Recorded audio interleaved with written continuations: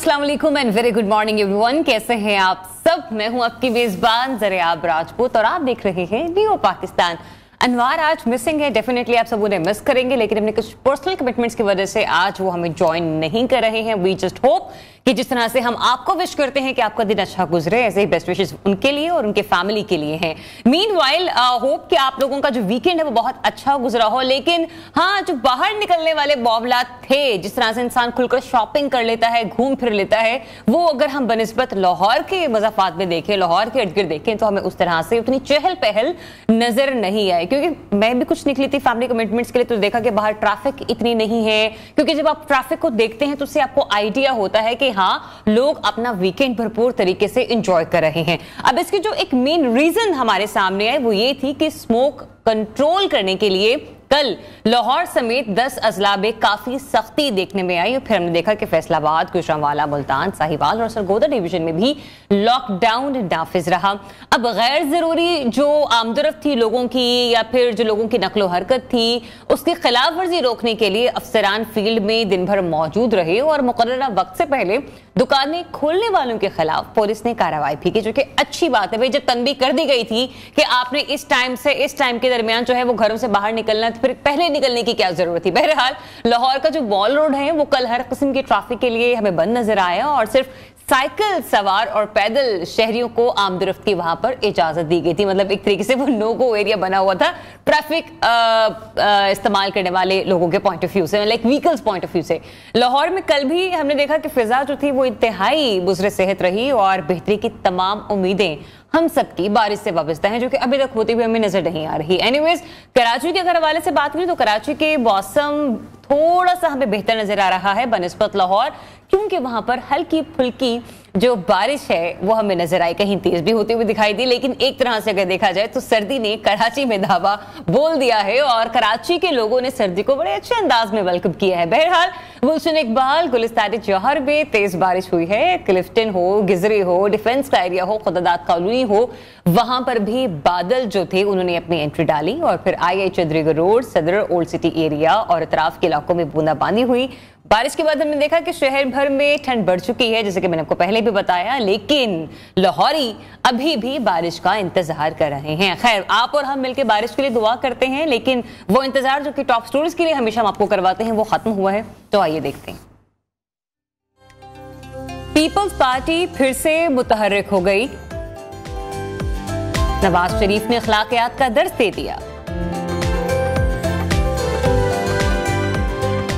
International Islamic university में इस्लामी इक़दार खत्म।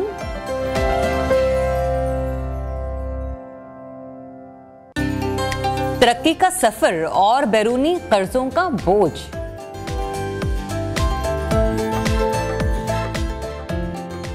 पाकिस्तानी बच्चा बना दुनिया का कम उम्र तरीन उस्ताद। भाई वाह, दुल्हा हेलीकॉप्टर पर बारात लेने पहुंच गया। जी तो जनाब, टॉप स्टोरीज आपने जानी और जरा हम लोग पॉलिटिकल सिचुएशन से स्टार्ट करते हैं, क्योंकि मुल्क में पॉलिटिकल जो टर्मोइल है वो तो थोड़ा सा शिद्दत इख्तियार करता जा रहा है। वो अलग बात है, जो मौसम है वो जरा ठंड का है। बट एनीवेज, पीपल्स पार्टी से आगाज करते हैं पॉलिटिकल सिचुएशन के हवाले से कि दुबई में भुट्टो फैमिली मौजूद है और पाकिस्तान पीपल्स पार्टी के चेयरमैन बिलावल भुट्टो जरदारी साहब ने अपने वालिद आसिफ अली जरदारी के साथ एक तस्वीर जो है वो सोशल मीडिया पर शेयर की है। बिलावल ने अपने इंस्टाग्राम अकाउंट से वालिद, अपनी बहन आसफा और फुप्पो फरियाल टालपुर साहिबा के साथ अपनी जो तस्वीर है वो शेयर की है, जो कि हमने देखा कि इंस्टाग्राम पर भी नजर आई, सोशल मीडिया के डिफरेंट प्लेटफॉर्म्स पर भी हमें नजर आई, ट्विटर पर भी नजर आई और लिखा कि फैमिली। दूसरी जानिब दुबई रवानगी के बाद आसिफ जरदारी साहब ने सियासी तौर पर भरपूर मुतहर्रिक होने का फैसला करते हुए सियासी शख्सियात से, जो यहाँ पॉलिटिकल पर्सनालिटी से राब्तों का फैसला किया है और कहा यह भी जा रहा है कि ये सारी सियासी कोशिशें बिलावल भुट्टो को अगला प्राइम मिनिस्टर बनाने के लिए हो रही हैं। उधर साबिक वज़ीर-ए-आज़म नवाज शरीफ ये कहते हैं कि हंसता हुआ मुल्क उजाड़ दिया, 5 जजों ने करोड़ों आवाम के नुमाइंदे को निकालकर बाहर फेंक दिया। ये वही बयानिया है जो उन्होंने आज से चंद साल पहले बनाया था, जब उन्हें निकाल दिया गया था इस हुकूमत से। हमें तो आप आंखें बंद करके निकाल देते हैं ये गिला शिकवा किया उन्होंने, लेकिन नवाज शरीफ को निकाल कर लाते किसको हो, ये साथ ही साथ एक सवाल भी दाग दिया।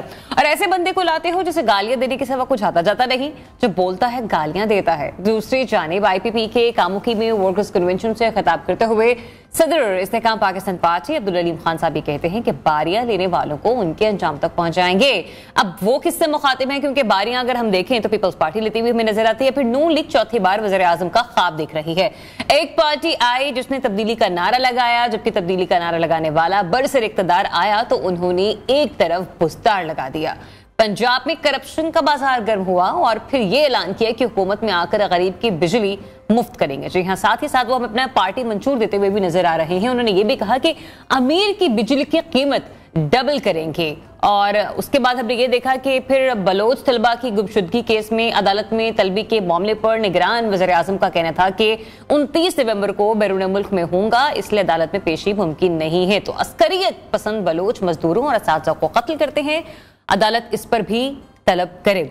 इस पर भी बात करते हैं, लेकिन सबसे पहले जो मैंने पीपल्स पार्टी से आज के दिन का आगाज लिया पॉलिटिकल पॉइंट ऑफ व्यू से, उसको जरा डिस्कस करते हैं। हमें ज्वाइन कर रहे हैं सीनियर एनालिस्ट आमिर इलियास राना साहब। अस्सलाम वालेकुम and very good morning. Aamir साहब कैसे हैं आप? जी शुक्र अल्हम्दुलिल्लाह। आमिर साहब लगता है आपकी नींद पूरी नहीं हुई। बहरहाल मुझे ये बताइए, जब सियासी हम लोग गुफ्तगू करते हैं तो हर तज्जियाकार जाग जाता है। पीपल्स पार्टी के सोशल मीडिया प्लेटफॉर्म से अगर हम देखें, बिलावल भुट्टो जरदारी साहब ने एक पिक्चर शेयर की जिसमें अपने वालिद साहब जरदारी साहब के साथ खड़े थे, आसफा साहिबा के साथ खड़े थे। क्या मैसेज देना चाह रहे हैं आसफा जरदारी साहब की इंटरव्यू के बाद कि हम मुत्तहिद हैं? ये मैसेज वाकई कन्वे होता हुआ आपको नजर आ रहा है? देखिए, मीडिया का तो काम है कि जब कोई इशू बन जाए उससे फिर खेला जाए, मौजू बन जाता है ना, और वो मौजू बनाया खुद आसिफ अली जरदारी साहब ने। चूंकि वो इंटरव्यू में उन्होंने कहा कि हमारे यहाँ तो वर्कर गिरेबान से भी पकड़ लेता है, तो ये तो बेटा है। और लेकिन असली बात ये थी कि आप पाकिस्तान की सियासत कर रहे हैं तो पहले ये घर में और पार्टी में बहस होनी चाहिए थी, जो कि लगता है कि नहीं हुई। और बिलावल साहब मुसलसल अपनी मर्जी करते रहे, जिसके जवाब में जरदारी साहब ने पहले एक प्रेस रिलीज इशू किया, नहीं हुई तो फिर ये इंटरव्यू में बड़ी खुल के बात कह दी। बिल्कुल कोई मुझे यकीन है कि कोई ये इख्तलाफ ऐसा नहीं है कि कोई लड़ाई में बदल जाएगा, लेकिन पब्लिक में बाप बेटे की जब गुफ्तगू होती है तो एहतराम तो जाहिर है बाप का बेटे ने करना ही करना है, लेकिन उनको सियासी तौर पे नुकसान काफी हो गया है। जो आप भी बात कह रही थी ना कि वजीर आजम बनने के उम्मीदवार हैं, वो गुस्सा ही इस बात का है कि वो बात जो उनके जहन में बिठाई गई थी, जिसकी प्लानिंग थी, वो तो जब वजीर खारजा थे तभी खत्म हो गई थी कि उनको पता चल गया था कि BAP भी उन्हें नहीं मिल रहा, और PTI से जो लोगों ने टूटना था वो इस्तेकाम पार्टी और पार्लियामेंटेरियन में तब्दील हो गए, KP और पंजाब में, तो वो ख्वाब तो उनका हो गया खराब। अब ये फ्रस्ट्रेशन है और गुस्से का इजहार है और कुछ भी नहीं। मतलब आपको इससे ज्यादा ये यहाँ पर कुछ नजर नहीं आ रहा। लेकिन जो एक मैंने कहा ना कि मैसेज कन्वे करना था कि बाप बेटा एक ही पेज पर हैं, वो डिलीवर हुआ कि नहीं हुआ, या फिर अभी भी आपको लगता है कि कश्मकश की सिचुएशन वहीं पर क्या कहते हैं हमें खड़ी हुई नजर आ रही है? नहीं, वो देखें ना, अब यौम तासीस आ रहा है परसों इनका पीपल्स पार्टी का, तो वहां पे वो तकरीर करेंगे तो खुल के सामने आ जाएगी बात, उसकी वजाहत भी आ जाएगी। मैं तो इस बात पर कायल हूं कि ये अब लड़ाई आगे नहीं जाएगी। वो बहुत सारे लोगों ने इस बात की गवाही दी कि दुबई बिलावल भुट्टो नाराज होकर नहीं गए थे, उनकी खाला आ रही थी सनम भुट्टो और एक फैमिली गैदरिंग थी दुबई में। अच्छा। तो उसकी वजह से सबको ही जाना था और ये एज पर प्लान हुआ है, क्योंकि कोई ऐसी बात नहीं नजर आई। लोगों ने उससे देखा, जाहिर है कि बिलावल को भी तो एक रंज और गम तो हुआ ना कि अब्बा जी ने पब्लिकली कर दी, जब उन्होंने फिर वो मोहतरमा बेनजीर भुट्टो के साथ अपनी तस्वीर DP पे लगा के और वो निकल गए, तो वो उससे तासुर हुआ। लेकिन फिर ये बख्तावर ने भी तस्वीर लगाई जिसका आपने जिक्र किया, और सब ने फैमिली ने शेयर की कि हम एक हैं। होना भी चाहिए, सियासत में इख्तिलाफात भी होते हैं, और इस ऐसे मौके पे एक बड़ी पार्टी के अंदर किसी किस्म की लड़ाई की बजाय, ठीक है नाराजगियां पब्लिकली हो चुकी और अब उन्हें आगे बढ़ना है, और मेरा ख्याल है वो आगे बढ़ चुके हैं। अच्छा, उन नाराजगियों का क्या करना है आमिर साहब, जो कि नवाज शरीफ साहब खुलकर कह भी नहीं पाते लेकिन कहना भी चाहते हैं? वो जहां भी जाते हैं यही लाइन लेते हुए नजर आते हैं कि अब तक जजेस का नाम लेते हैं जब भी उन्होंने तनकीद का निशाना बनाना हो, लेकिन चंद लोगों का, चंद अशखास का नाम नहीं लेते, लेकिन बयानिया वही है कि मुझे निकाला था तो लाए किसको। नहीं तो वो और क्या गिला करें, रोजाना पाकिस्तान की अफवाज के रिटायर्ड और जजों के नाम लेने शुरू कर दें, उनका जब दिल करेगा। मैं तो कायल हूं इस बात का कि वो अपना जजेस का भी नाम ना लेना, तरतीब के हिसाब से लेंगे। जिन लोगों के जजेस का तो एक दफा नाम पहले लिए थे, कल भी उन्होंने कहा कि कुछ लोगों ने हमें जजेस 5 लोगों ने निकाला, और फिर उसके साथ आगे आपको बिल्कुल तसल्ली हो जाएगी जब आगे आगे कैंपेन बढ़ेगी, सब लोगों के नाम शदोमत से आएंगे और ये पीछे नहीं हटेंगे। नवाज शरीफ उनकी सरिश्त में नहीं है कि वो अपनी हिसाब किताब से चलेंगे, उन्हें अपनी कैंपेन बनानी है, लोगों में जाना है, और उसके लिए अभी बड़ा टाइम है, चूंकि जलसों में एक बहुत लंबी कैंपेन नहीं शुरू की जा सकती। आप और हम सब लोग गुफ्तगू करते हैं कि गहमा गहमी नजर नहीं आ रही, तो हम भूल जाते हैं कि 31 मई 2018 को असेंबली टूटी और 2 दिन के बाद इलेक्शन शेड्यूल आ गया जो सिर्फ 52 दिन का था। तो अभी तो शेड्यूल को 5-6 दिसंबर को आना है और कागजात नामजदगी शुरू होंगे 15-17 दिसंबर से। तो आप अंदाजा करें ना कि 15 सितंबर से लेकर और 8 फरवरी तक भी अगर आप देखें तो वो तकरीबन 2 महीने की बराह रास्त इंतखाबी कैंपेन होगी।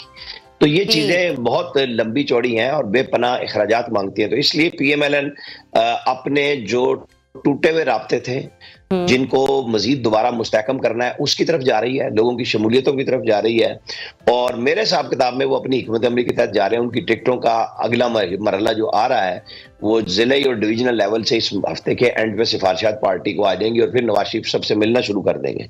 तो ये वो चीजें हैं जो वो अपने हिसाब से चल रहे हैं, बिलावल भुट्टो अपने चल रहे हैं। लेकिन एक क्वेश्चन ये भी ना आमिर साहब, ये भी तो देखिए ना, आपने कहा ना अभी आप गुफ्तगू को आगे लेकर चलते हैं, आपने कहा कि अभी नवाज शरीफ साहब ने अपनी बड़ी लंबी कैंपेन करनी है, बहुत अर्ली भी वो इस किस्म के जो कमेंट्स हैं वो पास नहीं करना चाहते, वो आगे लेकर अपना बयानिया जो है स्ट्रांग करेंगे। लेकिन अगर नवाज शरीफ साहब मुल्क के अगले एक बार फिर से प्राइम मिनिस्टर मुंतखब होते हैं तो आपको लगता है कि वो बरसर इक़्तिदार आकर इन जिन लोगों के बारे में वो बयानिया बनाएंगे या जिन लोगों ने उन्हें माजी में नुकसान पहुंचाया, उनकी हुकूमत गिराई, वो आगे आकर उन्हें छोड़ देंगे, पुरानी लाइन छोड़ेंगे या नहीं, ये भी क्वेश्चन मार्क है। क्योंकि माजी के तजुर्बा देखें तो नून लीग की एक्सपीरियंस से हमें यही लगता है कि ऐसा पॉसिबल होता हुआ हमें नजर नहीं आ रहा, लेकिन क्या वो सबक सीख लेंगे?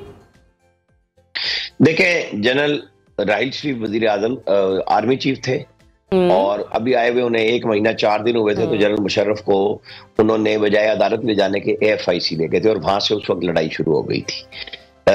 ये बात नवाज शरीफ को भी पता है, ये आप हमें सबको पता है कि कोई चीज भूली नहीं हुई है।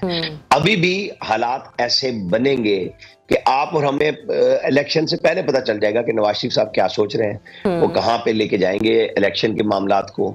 लेकिन उन्होंने पब्लिक में अपनी बात कहनी है। वो पहले कहते हुए गए थे, जब GT रोड पे गए थे तो वो कहते थे 5 मुअज़्ज़िज़ लोगों ने मुझे निकाला। ये आप जहन में रखेंगे। वो GT रोड पे इस्लामाबाद से लाहौर तक जब गए थे तो वो ये गुफ्तगू करते हुए गए थे। फिर गुजरांवाला में उन्होंने नाम पहली दफा फिर मोअज़्ज़िज़ अदलिया से बहुत आगे पहुंची। फिर नहीं, मैं कह रहा हूँ गुजरांवाला में उन्होंने जर्नैलों के नाम लिए, फिर उन्होंने लाहौर आने से पहले 1 महीना पहले नाम लिए। वो कोई मेरे और आपके बयानात के ऊपर रोजाना तो नहीं बयान देंगे, ना ही वो इस किस्म की ये करेंगे कि वो लोग सिर्फ यही सुनना चाह जाएं। वो अपना प्लान देंगे कि पाकिस्तान किस गिरदाब में फंसा है, असल तरजीह उनकी वो होगी और गिला शिकवा ये साथ साथ बिल्कुल चलता रहेगा। अच्छा, बहरहाल अगर आपने प्लान का नाम ले ही लिया तो जरा मैं ये जानना चाहती हूँ, वो जो बात कर रहे थे गुज़िश्ता चंद रोज पहले नवाज शरीफ साहब के सरमायाकारी का लोगों को मौका दिया जाएगा और उनसे पूछा नहीं जाएगा कि पैसा कहाँ से आ रहा है। आपको लगता है इस किस्म के प्लानिंग जो है या फाइनेंशियल जो सिचुएशन है वो अच्छी रहेगी हमारी मईशत के लिए? अगर मैं इसको बड़ा क्लियर कट अल्फाज में बोलूँ तो ये तो एक एमनेस्टी स्कीम है। शाहिद खाकान अब्बासी ने आखिरी एमनेस्टी स्कीम दी थी PMLN की, और इमरान खान कहते थे ये चोरों और डाकुओं को तहफ़्फ़ुज़ देने के लिए किया जा रहा है, ठीक है। और आके उन्होंने 2 दफा एमनेस्टी दी इमरान खान। बिल्कुल ऐसा। PMLN ने तो कोई ऐसी बात नहीं की थी, और जब कोई जमहूरी हुकूमत मुस्तहकम हुकूमत बन जाती है तो फिर दुनिया के साथ बात की जा सकती है कि हमारे ये क्राइसिस है। वो कहते हैं आप बैरूनी फाइनेंसिंग ले। बैरूनी फाइनेंसिंग कोई ये तो नहीं होती कि कोई आपको गिफ्ट कर रहा है, आप कर्जे पे कर्जा लेते हैं ना, लोग आपके अकाउंट्स में पैसे रखते हैं। मेरा ख्याल है कि वो फिर एक अच्छी मुस्तहकम हुकूमत के होते हुए IMF बुनियादी तौर पे है, FATF है, फिर इन लोगों से बातचीत करके उसका कोई ना कोई रास्ता ब्लैक मनी का बुनियादी तौर पे उसे वाइट करने का निकाला जाएगा, और निकाला भी जाना चाहिए, क्योंकि आपको तो पैसे चाहिए। ये नहीं है उसका अकाउंट्स हो जाएंगे, उसकी चेक हो जाएगी कि पैसा आया कहां से। पाकिस्तान के अंदर तो लोगों ने बैंकों में पैसे कम रखे हुए हैं जी जी जी। और सारों ने मुख्तलिफ जगहों पे मुख्तलिफ नामों से रखे हुए होते हैं, घरों पे होते हैं। तो आपको इकोनॉमी को तो चलाना है। अब जब इकोनॉमी चलेगी नहीं और आप सिर्फ नसीहतों पे और गपशप पे गुजारा करेंगे तो पाकिस्तानी अवाम तो इस बात को मैं भी हाली इंडोर्स करती हूँ। आमिर साहब, इस स्टेटमेंट को मैं भी हाली इंडोर्स करती हूँ कि एमनेस्टी स्कीम मैं नहीं जानती कि फाइनेंशियल एस्पेक्ट्स में अगर हम किताबी बातों को देखें, रटा रटाया एक मफहूम पढ़े तो हमें लगेगा कि एमनेस्टी स्कीम नहीं होनी चाहिए। लेकिन बाहर के मुल्कों से कर्जा लेने से बहुत बेहतर है कि अपने अंदर बैठा हुआ जो इन्वेस्टर है ना, हम उसे इंपावर करें ताकि वो पाकिस्तान में पैसा लगाते हुए किसी शशोपंज में मुब्तला ना हो। बट एनीवेज, एक और स्टेटमेंट है नवाज शरीफ साहब की जो कि मैं उनसे डिस्कस करना चाहती हूँ, जिससे बड़ा ट्रोल किया गया है और उन्हें बड़ा रोस्ट किया गया है। उन्होंने कहा कि मैं झूठ नहीं बोलता और सियासत अगर झूठ बोलकर करनी है तो ये सियासत कैसे हुई। मगर डॉक्टर इसरार मरहूम साहब भी कहते रहे हैं कि मैं उनसे 3 दफा मिलने गया और उन्होंने सूद के खात्मे का मुझसे वादा किया मगर कभी कुछ नहीं किया। ये तो एक बात है जिससे मैं सिर्फ बात कर रही हूँ, लेकिन इस स्टेटमेंट को आप कैसे देख रहे हैं? हम तो देखते हैं सियासतदान वादे करते रहते हैं और वादे वफा नहीं कर पाते, तो कम से कम ये एक झूठ बोलना ये आप इसको कैसे जस्टिफाई करते हैं? नहीं, जस्टिफिकेशन तो नवाज शरीफ साहब को खुद देनी है जो स्टेटमेंट दे रहे हैं। और ट्रोलिंग तो अब हमारा कौमी निशान बन गया कि कोई भी शख्स जो भी बात करेगा यहाँ पे बगैर सोचे समझे गाली देनी है। मैं और आप गुफ्तगू कर रहे हैं, अभी ये सोशल मीडिया पे जाएगी, नीचे गाली इन्होंने ये काम नहीं करना। और नवाज शरीफ के लिए तो जहन साजी की गई है 11 साल बाकायदा तौर पे प्लान करके। और वो कौन सा काम है जो खान साहब कहते थे कि ये बुरा है और उन्होंने खुद, उनकी पार्टी ने और उनकी हुकूमत ने नहीं किया। लिहाजा यहाँ पे ये चीजें इस तरह नहीं हो सकती। और नवाज शरीफ ने जो बात कही सियासी उस पसे मंजर में, उन्होंने जो वादे किए पब्लिक से, जो लोगों को एक सहल जिंदगी देने के, उस पर उन्होंने पूरी कोशिश की है। और मेरे ख्याल में उनके दौरे हुकूमत के मुकाबले में, चूंकि वो अब 16 महीने को तो वो ये कह के क्लियर कर रहे हैं ना कि एक पाकिस्तान को चलाने के लिए ये सब कुछ करना पड़ा था। जब IMF इमरान खान तोड़ के चले गए तो आपके साथ तो दुनिया बात करने को तैयार नहीं थी, तो आप डिफॉल्ट पे जा रहे थे, तो आपको वो एक्शंस लेने पड़े जिससे अवाम नाराज हुई। तो वो इसीलिए कहते हैं कि जब मेरा दौरे हुकूमत था 17-18 वाला, तो क्या क्या कीमतें थी, इसलिए लोग फिर मुकाबले में कहते हैं नहीं, फिर तो जुनेजो साहब के दौर में तो और भी कीमतें कम थी। लेकिन एक शख्स जो खुद बात कर रहा है वो कह रहा है कि मैंने ये काम करके दिखाया जब दहशतगर्दी उरूज पे थी, जब बिजली बिल्कुल थी नहीं, मैंने ये सारी चीजें ला के दी और एक मुनासिब रेट पे लोगों के साथ रखा। तो वो फिर कहने में हक में जानिब है कि अगर उसको चांस मिलता है, उसकी क़यादत में लोगों को मिलता है, तो वो वादे कर रहा है। आप और हम देख लें कि 1 करोड़ नौकरियां, 50 लाख घर, जो सैकड़ों डैम KP में बनने थे, उसकी कोई लिस्ट है कहीं पे? जो डैम फुल बनाया गया सुप्रीम कोर्ट के उस वक्त के चीफ जस्टिस ने और इन्होंने सबने मिलके कि हम क्या क्या करने जा रहे हैं। लेकिन आमिर साहब, ये तो ज्यादती वाली बात हुई ना कि आप अपने 2017-18 के दौर को याद करवाते हैं, लेकिन शहबाज साहब की जो गवर्नमेंट आई, ठीक है ना, आप उसको ऑन नहीं करते। यहाँ पे फिर लोग नाराज हो जाते हैं, फिर सवाल उठाते हैं कि भाई ये जो ये 1.5 साल का टेन्योर था उसकी जवाबदेही कौन करेगा। But anyways, thank you so much for joining us today and have a very good ahead. और एक ब्रेक लेनी है जनाब हमें, और ब्रेक से जब वापस आएंगे तो इंशाल्लाह कुछ मजीद टॉपिक्स हैं, उन्हें जरूर डिस्कस करेंगे। तब तक के लिए मेरा तो चाय का मग खत्म हो चुका है ऑलमोस्ट। कोशिश करती हूँ और चाय का कप मिल जाए। आप एंजॉय कीजिए, स्टे ट्यून, न्यूज़ पाकिस्तान।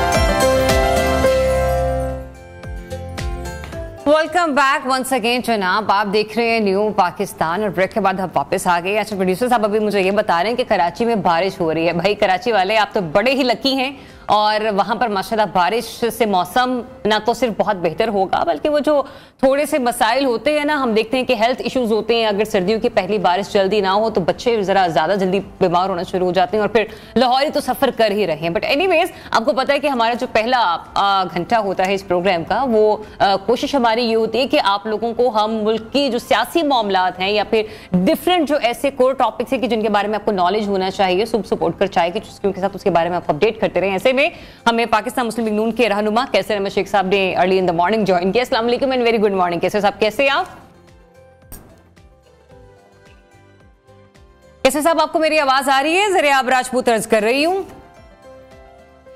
जी जी कैसे साहब, जरा स्टार्ट लेते हैं शाहिद खाकान अब्बासी साहब की उन स्टेटमेंट्स के हवाले से जिसमें वो हमें अक्सर नालान दिखाई देते नजर आते हैं और अभी भी ऐसा ही नजर आ रहा है कि वो शायद कि मुस्लिम लीग नून के साथ आगे चलकर किसी भी तरह की सियासी कैंपेन का ना हिस्सा बनेंगे ना ही इलेक्शन में उनके साथ होंगे। शाहिद कैसे रमेश शेख साहब, आपको आवाज आ रही है?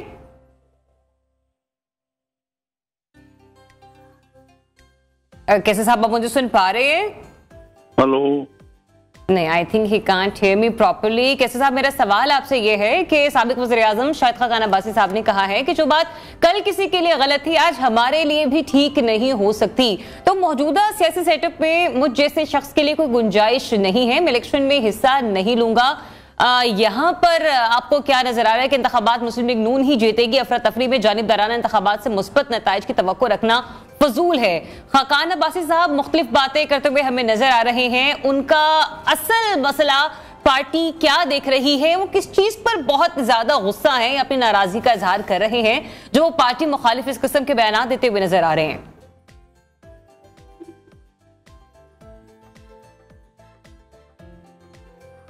कैसे साहब, आपने अगर मेरा सवाल सुना हो तो चले कैसे साहब से हम लोग दोबारा से कनेक्ट करने की कोशिश करते हैं और रीजन यही है क्योंकि बारिश बहुत ज्यादा है इस वक्त कराची में और ऐसे में आपको पता है कि DSNG के मामलात हो या फिर बैक पैक हो, अब आपका जितना भी स्टाफ गया हुआ होता है कुछ ना कुछ कहीं ना कहीं टेक्निकल चीजें जो हैं वो डिस्टर्ब हो जाती हैं। कुदरत का निज़ाम है और जब कुदरत का निज़ाम क्या कहते हैं हरकत में आता है तो फिर आप और मैं हमारे प्लान्स जो हैं वो धरे के धरे रह जाते हैं। लेकिन बहरहाल ये वो स्टेटमेंट है शाहिद खाकान अब्बासी साहब के हवाले से जो कि वो एक बार देते हुए हमें नजर नहीं आए।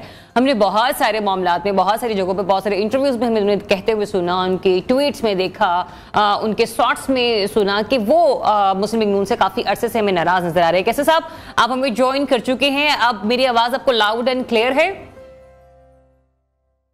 जी जी जी कैसे साहब, मैं सवाल ही अर्ज करी थी शाहिद खाकान अब्बासी साहब के हवाले से जिसमें उन्होंने कहा कि ऐसे कैसे हो सकता है जो कि मामलात पिछली हुकूमत के लिए गलत हों लेकिन हमारे लिए ठीक हो जाएं, और हमने पहले भी देखा है कि वो कोई उनकी अलाइनमेंट अभी तक हमें नजर नहीं आ रही बेहतर होती हुई पाकिस्तान मुस्लिम लीग नून के साथ।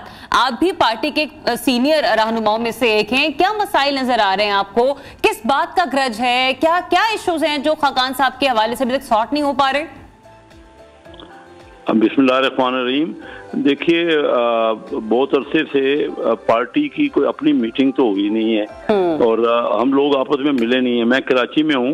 अच्छा। और शाहिद खाकान ज्यादातर पंजाब में। जी जी, तो मेरी उनसे कोई रिसेंट मुलाकात नहीं हुई, लेकिन मैं समझता हूँ वो पार्टी के सीनियर तरीन रहनुमाओं से हैं और हमेशा बहुत अरसे से 35 साल से पार्टी के साथ हैं। किसी और पार्टी में तो वो जा नहीं रहे।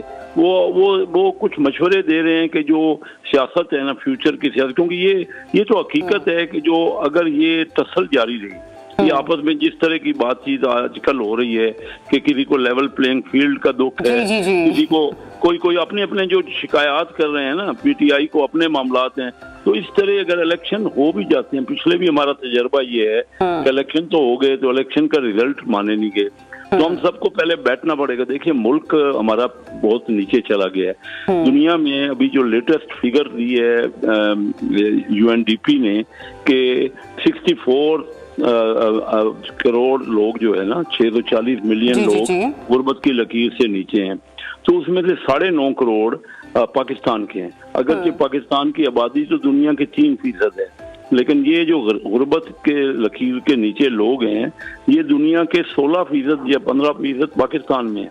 आप अंदाजा कीजिए, इस तरह किसी मुल्क में इतनी फीसद नहीं है। हमने जो सब ने मिलजुल के सियासत तो की है, इसमें सिविलियन गवर्नमेंट्स भी आई, इसमें फौजी गवर्नमेंट सारी डिक्टेटर्स भी आए, लेकिन ओवरऑल हम दिन ब दिन हमारा मुल्क नीचे।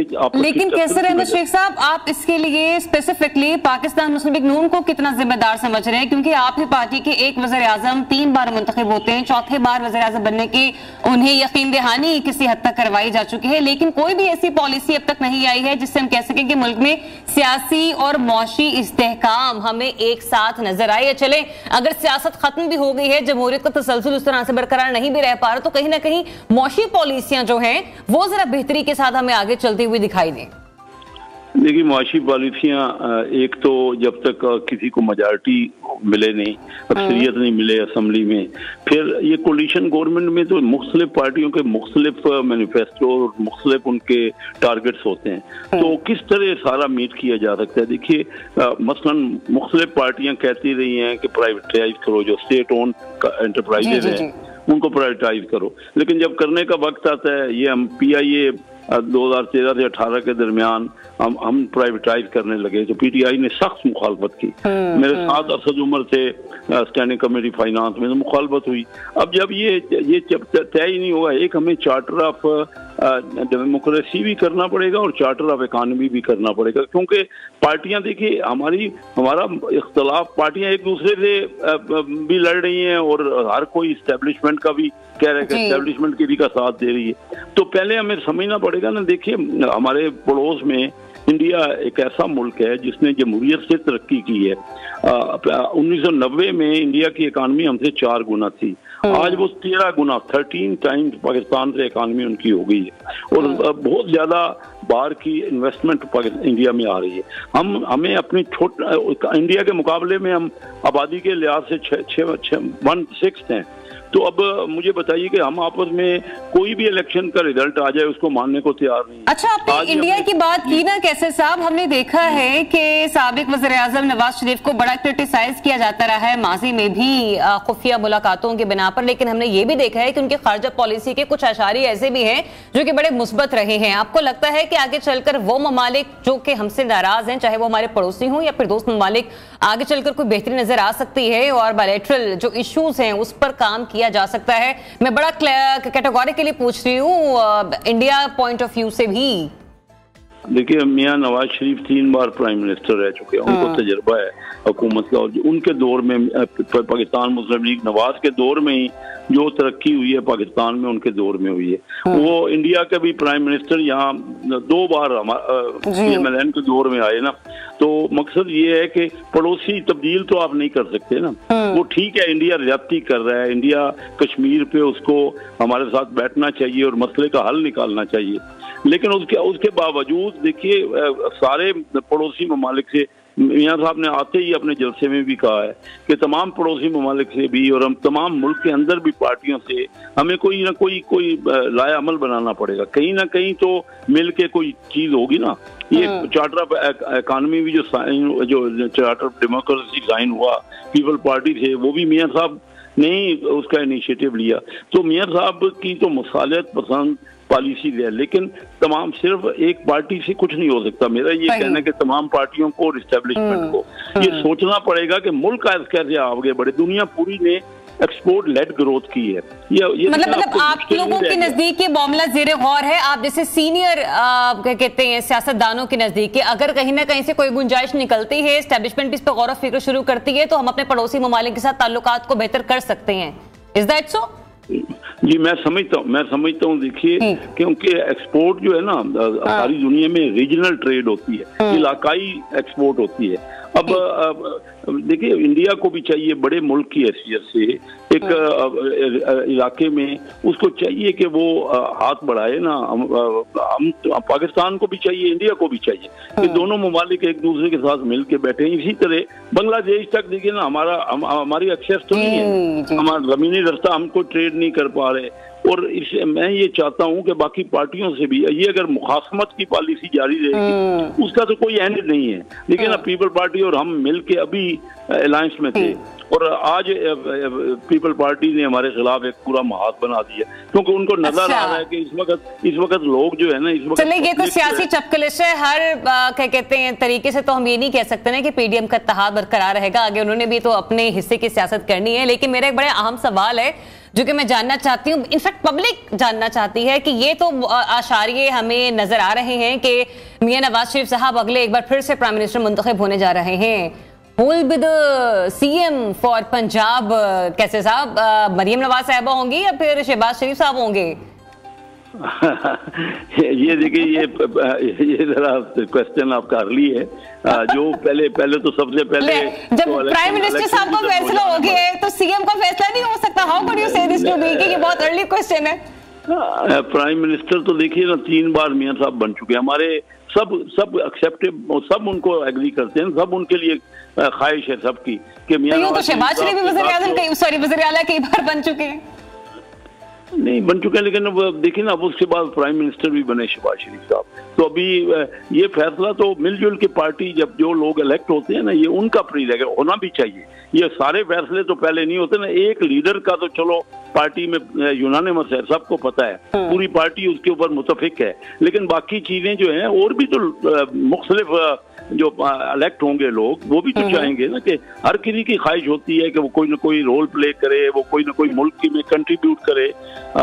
ये तो लाजमी है ना। मतलब मैं खुद बड़ा ख्वाहिशमंद हूँ वजीर खजाना बनने के लिए। मकसद मैं कई बार कह चुका हूँ, मैं आया ही सियासत में इसीलिए हूँ। अल्लाह आपकी ख्वाहिशें पूरी करवाए कैसे साहब। बहुत सारे ऐसे लोग हैं जो कि कुछ ना कुछ एक अच्छे ओहदे पर आके मुल्क को सर्व करना चाह रहे हैं। यहाँ पर आपने वजीर खजाना की हैसियत से अपनी ख्वाहिश का इजहार किया, तो उस दिन हनीफ अब्बासी साहब राना बख्शी साहब के प्रोग्राम में बैठकर ये गुफ्तगू फरमा रहे थे, जिसमें उन्होंने कहा भी कि हमें पता चल गया कि आप वजीर दाखिला बनने के लिए काफी सर पांव तोड़ रहे हैं, बट लेट्स सी, ये तो आने वाला फ्यूचर डिसाइड होगा करेगा कि कौन क्या बनता है। लेकिन जो शहबाज शरीफ साहब की दोबारा से वजीर आला बनने का जो एक सवाल था ना, उसके जवाब से जो मैं नतीजा खस कर पाई हूं कि ये कि वो तो वज़ीर आज़म बन गए ना, तो फिर वज़ीर आला बनना तो ये तो नहीं सूट करता। तो फिर क्या वाकई मरीम नवाज साहिबा होंगी? और इसलिए शायद खाकान अब्बासी साहब की गिले जायज हैं कि भाई जो बाकी के दीगर सीनियर क़यादत है उसे क्यों नजरअंदाज कर दिया जाता है। बार बार मेरे कान में कहा जा रहा है जरा आप एक break, so let's take a break, stay tuned,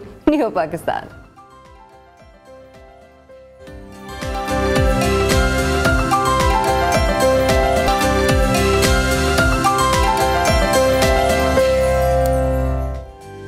ji welcome back once again. Break के बाद जब वापस आई हूं तो एक इंटरेस्टिंग सी स्टोरी आपके लिए लेकर आई हूं। शायद कि कुछ लोगों ने सोशल मीडिया पर देख ली हो, लेकिन जिन्होंने नहीं देखी उन्हें न्यू पाकिस्तान के प्लेटफॉर्म से देखने को मिलेगी। तो जनाब, शादियों का सीजन है, हर कोई बड़ा एक्टिव नजर आ रहा है शादी की तैयारियों में, लेकिन कुछ तैयारियां ऐसी होती हैं जो आपके होश उड़ा देती हैं। और मेरे ख्याल से ऐसे दूल्हे हर लड़की को मिलना शुरू हो जाए तो मैं कहती हूँ क्या ही किस्मत को रश करेंगी लड़कियां अपनी। ठीक है, एक तो हमारे यहाँ पे पहले ही पेट्रोल इतना महंगा पड़ा, और जब आपकी बारातें जनाब हेलीकॉप्टर पर आ रही हो तो क्या ही कहने। सवाबी से ये कुछ विजुअल्स हैं जो आप लोग देख रहे हैं कि सवाबी से एक जिक्रिया नामी दूल्हा है, और ये अपनी दुल्हन को लेने जब पहुंचा तो जनाब ये कार में नहीं, ये साहब पहुंचे हैं हेलीकॉप्टर में पेशावर। अब ये बारात जो है वो पेशावर के एक मज़ाफाती इलाका है चीनी वाला, वहां पर ये जो था वो इवेंट था, और वहां पर जो रिहायशी थे वो जो दूल्हा था रहमान शाह की बेटी की रुखसती जो है वो हेलीकॉप्टर में हुई है, और इसलिए लोग काफी हम लोगों को वहां पर हैरान और परेशान नजर आए हैं। पुलिस ताहम ये बता रही है कि दूल्हा दुल्हन की ख्वाहिश पूरी करते हुए उसे हेलीकॉप्टर में लेकर गया। अगर ये कहा जाए कि ये खैबर पख्तूनख्वा की पहली बारात है जो कि हेलीकॉप्टर पे आई है, तो शायद ये अंदाजा गलत नहीं होगा, क्योंकि मज़ाफाती इलाके में हेलीकॉप्टर को देखकर जो लोकल कम्युनिटी है ना वो खासी हमें हैरान नजर आई है, और बड़ी तादाद में बारात देखने के लिए पहुंची है। तो ये आप लोग भी देखें, मैं भी थोड़ा एंजॉय कर रही हूँ, और मैं तो ये सोच रही हूँ कि नवीद साहब जो हमारे प्रोड्यूसर हैं, आपने इसके पीछे कोई गाना क्यों नहीं लगाया, और हम एंजॉयमेंट करवाते, लोगों को एक भरपूर अंदाज में थोड़ी बारात वाली फील देते, थोड़ा माहौल बनाते, ताकि लोग थोड़ा सा सुबह के दिन जो है वो इसको मजीद एंजॉय करते। बट एनीवेज अच्छी लगती हैं इस किस्म की ख्वाहिशें अगर पूरी हो जाएं तो।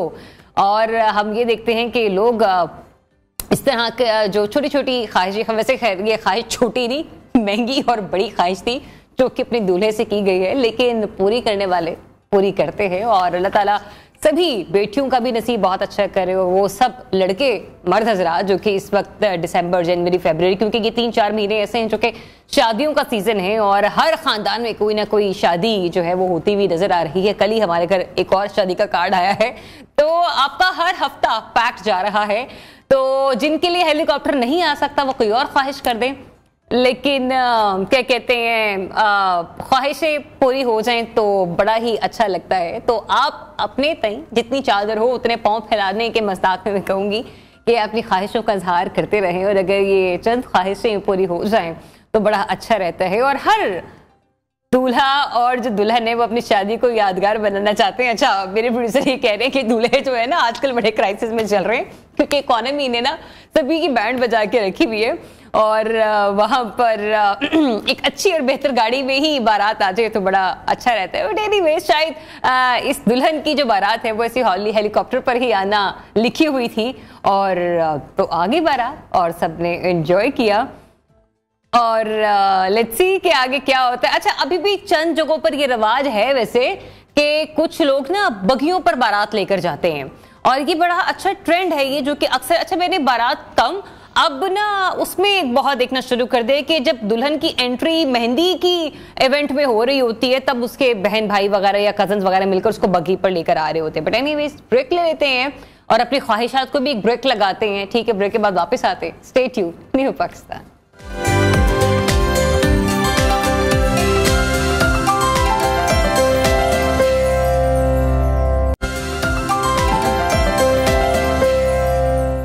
वेलकम बैक, आप देख रहे हैं न्यू पाकिस्तान और ब्रेक के बाद एक बार फिर से हम हाजिर हैं। वी जस्ट होप कि आप लोगों का दिन जो है वो अच्छा एक अंदाज में शुरू हो चुका होगा। और अब बात कर लेते हैं कैसे टॉपिक के हवाले से, इस पर डिस्कशन करने इसलिए बहुत ज़्यादा ज़रूरी हो चुका है क्योंकि इस्लामिक यूनिवर्सिटी के मामले पर जहां चीफ जस्टिस ऑफ पाकिस्तान के तमाम खदशात जो थे वो अब दुरुस्त साबित हो चुके हैं। खदशात क्या हैं वो भी आगे चलकर आपको बता देते हैं कि चीफ जस्टिस ऑफ पाकिस्तान ने अपने खत में कहा था कि इंटरनेशनल इस्लामिक यूनिवर्सिटी में इस्लामी अक़दार खत्म हो चुकी हैं और इंटरनेशनल इस्लामिक यूनिवर्सिटी के इंतजाम के खिलाफ तहकीकात के मामले पर chief justice supreme court of Pakistan justice Qazi Faez Isa साहब ने सदर, चेयरमैन, HUC और वफाकी वजारत तालीम को खत लिखा था। अब खत की कॉपी चीफ जस्टिस शरीयत कोर्ट और यूनिवर्सिटी इंतजामिया को भी इरसाल की गई थी। फिर चीफ जस्टिस ऑफ पाकिस्तान ने वाइस प्रेसिडेंट नबी बख्श जमानी की तैनाती पर शदीद तहफ़्फ़ुज़ात का इज़हार करते हुए खत में कहा था कि इंटरनेशनल इस्लामिक यूनिवर्सिटी बदइंतज़ामी की वजह से बैनुल-अक़वामी मयार खो चुकी है। अब बरसों से जारी बदइंतज़ामी के बायस इंटरनेशनल इस्लामिक यूनिवर्सिटी में इस्लामी अक़दार भी खत्म हो चुकी हैं और इस्लामी यूनिवर्सिटी इंतजामिया की तरफ से चीफ जस्टिस ऑफ पाकिस्तान को भेजी गई रिपोर्ट में तमाम अहम इंतजामी ओहदों पर मनपसंद अफराद की गैर कानूनी तकरीरों का इकरार कर लिया गया है। जनाब, ये क्या सिचुएशन है और इस वक्त रिपोर्ट क्या कुछ बता रही है, मजीद इस पर बात कर लेते हैं। हमें ज्वाइन कर रहे हैं नुमाइंदा न्यूज़ तौसीफ अहमद। तौसीफ, एक खासा बड़ा मामला जिस पर चीफ जस्टिस साहब भी खासी गहरी नजर रखे हुए थे, लेकिन अब जो रिपोर्ट सामने आई है उसमें जितने भी खदशात थे वो सब के सब हकीकत का रूप धार चुके हैं। मजीद डिटेल्स जानने के बाद इस वक्त इत्तलात क्या है आपके पास? जी, ये एक अजीब सी सूरत पैदा हुई है उस वक्त जब चीफ जस्टिस ऑफ पाकिस्तान ने 22 सितंबर को और फिर 13 अक्टूबर को 2 लेटर लिखे थे बतौर member BOT, board of trustees के मेंबर भी हैं chief justice of Pakistan international Islami university के। उन्होंने वाइस प्रेसिडेंट इस्लामी यूनिवर्सिटी जो एडमन है उनके नाम ये लेटर लिखे थे और उन्होंने कहा था जी कि हमें जो है इस्लामी यूनिवर्सिटी की जो इंतजामी सीटें हैं जिनके ऊपर जितनी भी पोस्टिंग की गई हैं, जो लोग वहां पे तैनात हैं, उनका एलिजिबिलिटी क्राइटेरिया भेजा जाए और उनका टेन्योर पोस्टिंग डिटेल भेजी जाए कि वो कितने अरसे से तैनात हैं। तो ये 22 सितंबर से ये मामला चला और फिर उसके बाद उस लेटर का जवाब इस्लामी यूनिवर्सिटी इंतजामिया की तरफ से नहीं दिया गया। फिर 13 अक्टूबर को जाके चीफ जस्टिस की तरफ से दूसरा लेटर रजिस्ट्रार सुप्रीम कोर्ट ने लिखा, उसके ऊपर उन्होंने रिमाइंडर भेजा कि आपने हमें इंफॉर्मेशन प्रोवाइड करनी थी, उसके ऊपर भी डिटेल नहीं दी गई। फिर उसके बाद इस तरह हुआ कि सऊदी अरब से प्रो चांसलर आए हुए थे बैनुल-अक़वामी इस्लामी यूनिवर्सिटी के। वो प्रो चांसलर और प्रेसिडेंट जो है पर्सनली मिलने आए सुप्रीम कोर्ट ऑफ पाकिस्तान में चीफ जस्टिस ऑफ पाकिस्तान को, और उस मीटिंग में भी चीफ जस्टिस ऑफ पाकिस्तान ने शदीद रिजर्वेशन का इजहार किया और प्रो चांसलर और प्रेसिडेंट से कहा कि आपके यहाँ जो मनपसंद लोगों को खिलाफ कानून तैनातियां की गई हैं उसकी डिटेल हमने मांगी थी, उसकी डिटेल क्यों नहीं फराहम की गई। जब वो इस मीटिंग में प्रेसिडेंट इस्लामी यूनिवर्सिटी ये वादा करके गए कि हम आपको 1 हफ्ते के अंदर ये डिटेल प्रोवाइड करेंगे, उसके बाद वापस जब वो गए तो बजाय इसके कि उन्होंने 1 हफ्ते के अंदर वो डिटेल प्रोवाइड करनी की जाती, चीफ जस्टिस की तरफ से जो पहले लेटर में मुतालबा किया गया था कि जो बोर्ड ऑफ ट्रस्टीज की जो लास्ट मीटिंग है उसकी डिटेल बताई जाए और आइंदा की बोर्ड ऑफ ट्रस्टीज की जो मीटिंग होने जा रही है उसकी डिटेल बताई जाए, उसके ऊपर भी कोई उसके ऊपर आउटपुट नहीं था। फिर चीफ जस्टिस ने प्रेसिडेंट ऑफ पाकिस्तान को जो चांसलर हैं बैनुल-अक़वामी इस्लामी यूनिवर्सिटी के, उनके नाम एक खत लिखा और उसमें उन्होंने मुतालबा किया कि बोर्ड ऑफ ट्रस्टीज की मीटिंग गुज़श्ता 3 साल से बैनुल-अक़वामी इस्लामी यूनिवर्सिटी की जो है वो नहीं हो सकी, इस बोर्ड ऑफ ट्रस्टीज की मीटिंग कॉल की जाए। तो फिर मुझे ये बताइएगा ना तौसीफ के यूनिवर्सिटी के माहौल को यहाँ तक पहुंचाने में सबसे बड़ा किरदार किसका है? Who is responsible for all this? एक ऐसा तालीमी इदारा जिसका नाम ही इस्लामिक यूनिवर्सिटी रखा गया है, वहां पर इस किस्म के मामलात का पैदा हो जाना, जन्म लेना, ये बहुत बड़ा क्वेश्चन मार्क है। तो कौन कटघरे में आ रहा है? ये एक अलमिया है कि हमारी एक लीडिंग यूनिवर्सिटी है, बैनुल-अक़वामी इस्लामी यूनिवर्सिटी, और बाई स्टैचू उसका जो प्रेसिडेंट लेना होता है वो गवर्नमेंट ऑफ सऊदी अरेबिया जो है वो उसको नॉमिनेट करती है। और इस वक्त जो हमारे पास प्रेसिडेंट है वो उनका एकेडमिक जो उनका क्राइटेरिया कैडर है वो असिस्टेंट प्रोफेसर है, और एक असिस्टेंट प्रोफेसर जो है वो एलिजिबल नहीं है कि उसके ऊपर दर्जनों एसोसिएट प्रोफेसर और दर्जनों ही के हिसाब से फुल प्रोफेसर जो है वो यहाँ पे हमारे पाकिस्तानी और दीगर ममालिक के मौजूद हैं। वो इस टाइप के एलिजिबल, उन्होंने अपने साथ एक वहां से एक बंदा डॉक्टर अली के नाम के लाया हुआ है और उसकी हिदायत पे वो चल रहे हैं, और वो इंतजामी उमूर जितने भी हैं वो पूरी तरीके से वो उसको चलाने में नाकाम हो चुके हैं। फिर यहाँ पे जो बैनुल-अक़वामी इस्लामी यूनिवर्सिटी का वाइस प्रेसिडेंट होता है AFNP, admin finance and planning, इसके ऊपर 2020 में एक शख्स की तैनाती की गई 3 माह के लिए आर्जी बुनियादों पे, और वो फिर जो आर्जी बुनियादों पे 3 माह के लिए बुनियादी तैनाती की गई, डॉक्टर नबी बख्श जुमानी उनका नाम है, तो उसको 3 माह का जो है तोसी दे दे के आज 3 साल और 5 माह से ज्यादा ड्यूरेशन हो चुकी है, उसी बंदे को वो कैरी करते हुए जा रहे हैं। जबकि इस्लामाबाद हाई कोर्ट अपने कार्डर में वाजे बता चुकी है कि बैनुल-अक़वामी इस्लामी यूनिवर्सिटी की वाइस प्रेसिडेंट की जो पोजीशंस हैं वो कम्पिटेटिव प्रोसेस से मुकम्मल की जाए, और उसके ऊपर जो भी शख्स हो उसके ऊपर जो मुकाबले का रुझान के अमल से गुजारा जाए, ताकि एलिजिबल बंदा यहाँ पे बैठे, और वो एलिजिबल बंदा जो यहाँ पे 30,000 से ज्यादा स्टूडेंट्स की तादाद है, सारी दुनिया के स्टूडेंट्स आते हैं यहाँ पे पढ़ते हैं,